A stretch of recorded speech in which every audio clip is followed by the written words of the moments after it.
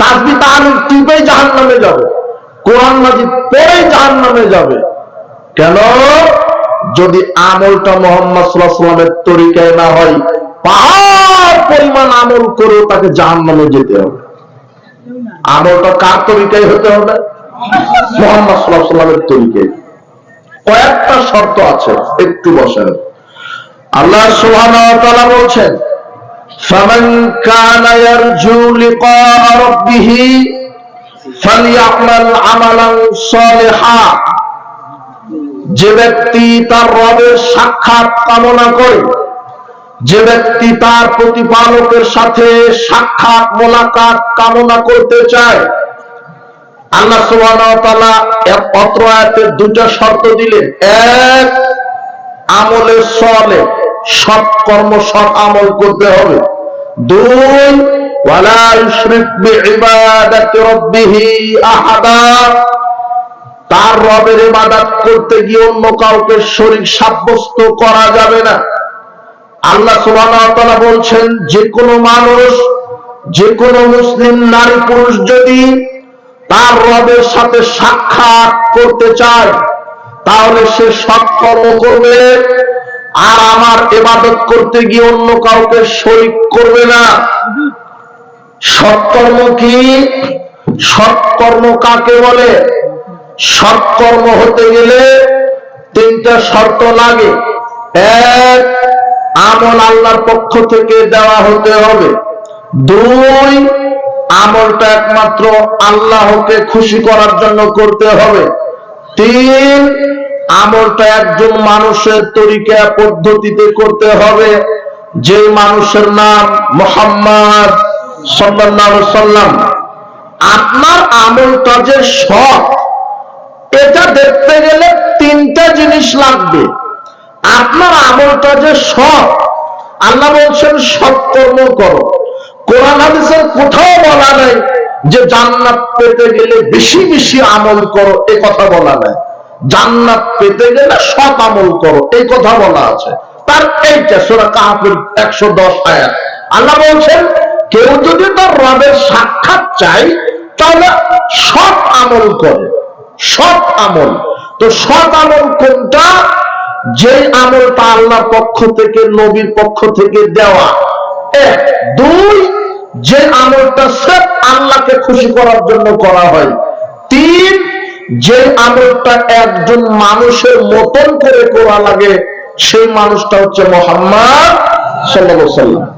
আপনি যদি একটা আমল করেন, সেটা যদি মুহাম্মদ সাল্লাল্লাহু আলাইহি ওয়াসাল্লামের মতন না হয়, তাহলে সে আমল করে আমল কবুল হবে না। আয়েশা রাদিয়াল্লাহু আনহা বলছেন, আল্লাহর নবী বললেন, মান আমেলা আমালান, যে ব্যক্তি যে কোনো আমল করলো, লাইসা আলাইহি আমরুনা, অথচ সেই আমল করতে আমি মুহাম্মদ সাল্লাল্লাহু আলাইহি ওয়াসাল্লাম নির্দেশ দেইনি, ফাহুয়া রাদ, তাহলে সে আমলটা বাতিল হবে। হাদিস মুসলিম। আপনারা কি বুঝলেন হাদিসটা? আল্লাহর নবী বলছেন, যে ব্যক্তি কোনো আমল করলো অথচ সে আমলটা করতে আমি নির্দেশ দিইনি, তাহলে সে আমলটা কি হবে? সেটা কি? বাতিল। আবার মিলান আমার সাথে, মান আমেলা আমালান, যে ব্যক্তি যে কোনো একটা আমল করলো, একটা আমল, যেমন কোরআন মাজিদ তেলাওয়াত, এটা একটা কি? যেমন তাসবিহ, এটা একটা কি? যেমন ওযু, এটা একটা কি? যেমন সালাত, এটা একটা কি? যে কোনো আমল করেন, আল্লাহর নবী বলছেন, কেউ যদি যে কোনো আমল করে, লাইসা আলাইহি আমরুনা, আর ওই আমলের সিস্টেমটা যদি আমার নির্দেশ মতো না হয়, ফাহুয়া রাদ, তাহলে সে আমলটা বাতিল। এখন আপনি কোন আমল করছেন যে আমলের নির্দেশ মুহাম্মদ সাল্লাল্লাহু আলাইহি ওয়াসাল্লাম থেকে নেই? সেটাই হলো, আপনি যে কোরআন মাজিদ তেলাওয়াত শেষ করে বলছেন সাদাকাল্লাহুল আযীম, এটা মুহাম্মদ সাল্লাল্লাহু আলাইহি ওয়াসাল্লাম থেকে এটা নেই। কথা বুঝেননি মনে হয়? কোরআন মাজিদ তেলাওয়াত শেষ করে বলতে হবে যে সাদাকাল্লাহুল আযীম, এটা যে বলা লাগবে, এটা কার পক্ষ থেকে নেই? তারপরে দেশের হাফেজেরা বলে কিনা? 1999 জন হাফেজ বলে, খুব সুন্দর ভাষায় সুমিষ্ট কণ্ঠে তেলাওয়াত করে মাইরে দিল সাদাকাল্লাহুল আযীম। যার ব্যাপারে কোনো হাদিসই নাই দুনিয়াতে। আকাশের নিচে জমিনের উপরে কোন হাদিসের কিতাব আরবিতে দোয়া লেখাই হয়নি। না, তোমার রংপুরের সবচেয়ে যে বড় হুজুর, তাকে সকালবেলায় ধরো যে মৌলানা সাহেব, আমরা তো শুনে আসছি যে কোরআন তেলাওয়াত ছেড়ে সাদাকাতুল আজিম বলছে, এটা হাদিসের কোথায় লেখা আছে? হাদিসের গ্রন্থে কোথায় লেখা আছে? সহিহ না জয়ীফ, একটা জাল হাদিস হলেই হবে। আর বাবা একটু দেখেন না কোথায় লেখা আছে, এটা লেখা থাকলেই হবে। হাদিসের পাতাতে কোথাও নেই, এমনিতেই চলছে। এখন আপনি বলবেন তাহলে কোরআন মাজিদ তেলাওয়াত শেষে কি বলা লাগবে?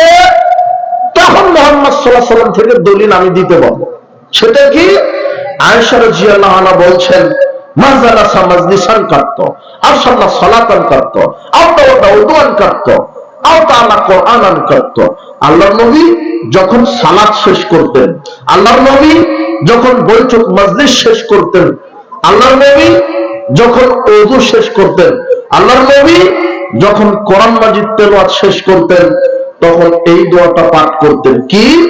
সুবহানাকা আল্লাহুম্মা ওয়া বিহামদিকা আশহাদু আল্লা ইলাহা ইল্লা আনতা আস্তাগফিরুকা ওয়া আতুবু ইলাইকা। এইটা হলো মুহাম্মদ সাল্লাল্লাহু আলাইহি ওয়াসাল্লামের শিখানো দোয়া, আল্লাহর পক্ষ থেকে দেওয়া দোয়া। তোমার হুজুর যদি এই দোয়াটা না জানে, তার জাহালিয়াত, তার অজ্ঞতা, আর জানার পরেও যদি না বলে, এই হুজুর হলো আল্লাহর নবীর সুন্নাতের দুশমন। জানার পরে বললো না কেন? জাতিকে বলতে বললো না কেন? হেফজখানার চাকরি চলে যাবে, তাই ওরকম 1000টা চাকরি চলে যাবে, তবু আমি বেদাতের সাথে এক সেকেন্ড আপোষ হতে পারবো না। তোমার হুজুরকে বলে দিল। এদেশের মানুষ সালাত শুরু করতে 8টা বেদাত করে। কয়টা বেদাত? শুরুই করেনি, শুধু প্রস্তুতি নিতে 8টা বেদাত। বেদাত মানে আল্লাহ নবী যা করেননি ইবাদত আকারে নেকির আশায়, সাহাবায়ে কেরাম যা করেননি সেটা ইবাদত মনে করে নেকির আশাতে করাই হলো বিদআত। এখন সালাত শুরুই করেনি, শুধু প্রস্তুতি নিতে 8টা বেদাত। তার কি? প্রথমে জায়নামাজটা বিছিয়ে মুখে এখন নিয়ত বলছে নাওয়াইতু আনুসাল্লিল্লাহ তাআলা ফি যুহরি 4 রাকাত। এই দোয়াটা আরবিতে লেখাই নাই কোন হাদিসের কিতাবে। আগামীকাল সকালে তোমার সবচেয়ে বড় হুজুরকে ধরো যে হুজুর, আমরা তো বাপ দাদা থেকে সেই কাল থেকে শুনে আসছি যে এটা সালাতের নিয়ত আরবিতে, তো এটা কোন হাদিসে, কত পৃষ্ঠাতে, কত নম্বর হাদিস, রাবিকে, এটা আমরা একটু দেখতে চাচ্ছি। কথা বুঝে নেব না? যে কোনো মানুষ যদি কোনো আমল করে আর সে আমলে যদি আল্লাহর নবীর নির্দেশ না থাকে, সে আমল কি? বাতিল। তাহলে এই যে আরবিতে মুখে নিয়ত বললো, এটা মুহাম্মদ সাল্লাল্লাহু আলাইহি ওয়াসাল্লাম থেকে দেওয়া নয়। আবার দ্বিতীয় যেটা বেদাত, ইমাম সাহেব নিজের মতো করে একটা নিয়ত তৈরি করেছে, বলছে আনা ইমামু হাদারা ওয়া ইয়াহদুরুন, আমি উপস্থিত অনুপস্থিত সবার ইমামতি শুরু করে দিলাম। এটাও আল্লাহর নবী বলেননি। তৃতীয় যেটা বিদআত করে, জায়নামাজের দোয়া, ইন্নী ওয়াজ্জাহতু ওয়াজহি লিল্লাযী ফাতারাস সামাওয়াতি ওয়াল আরদা হানিফা ওয়া মা আনা মিনাল মুশরিকিন। আপনার হুজুরকে বলবেন এটা বেদাত, হুজুর বলবে কি বলছেন, এটা যে কোরআনে আছে, কোরআন মাজিদের আয়াত।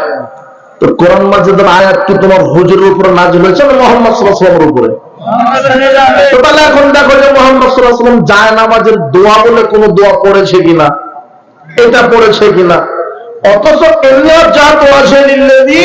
আল্লাহর নবী এইটা পড়েছেন তাকবীরে তাহরিমার পরে, এই ব্যাপারে হাদিস আছে সানা হিসেবে।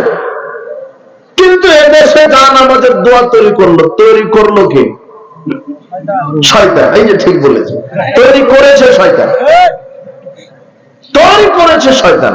বেদাতি যত আমল সব এর তৈরিকারক হচ্ছে ইবলিস, শয়তান তৈরি করেছে এই দোয়া, যেটা আল্লাহর নবী বলেন।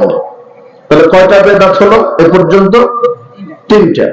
4 নম্বর বেদাত, হুজুর বলছে যে পাগড়ি পরে সালাত আদায় করলে 70 গুণ বেশি নেকি হয়, যদিও হাদিস জাল।